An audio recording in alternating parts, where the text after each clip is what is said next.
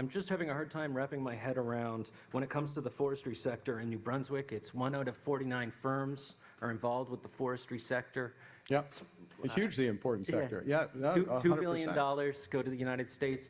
I'm just wondering if you can explain a bit more, looking at that focus, how a Buy Canadian movement can even begin to make a dent on that front. It's part of the answer. It is part of the answer. Look, I mean, 75% of the exports from the forestry sector historically, New Brunswick goes to the United States. Slightly lower percentages for the country as a whole. The U.S. is trying to shut out our forestry products. Okay, let's be clear. Let's be absolutely clear. And we can do several things in that context. One is, yes, buy Canadian and build more at home.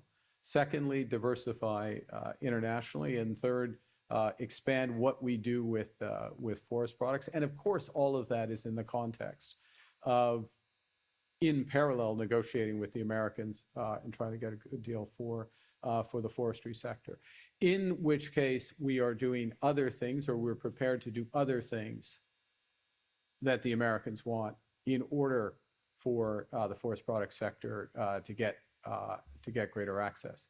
But it's a negotiation. And if I can bring it back to where I started, this is not too strong a word, this is a radically different U.S.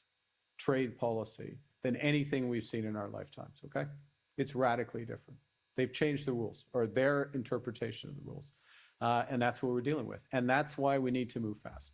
That's why this budget is the right budget. That's why we're looking to have $1 trillion of investments. So yes, we have as many jobs as possible in forestry, but we have many more jobs being created elsewhere in New Brunswick and elsewhere across Canada. And at its core, these are all things that we don't have to ask permission for. We don't have, we control, we decide, it's our future, we're taking it, we're moving forward.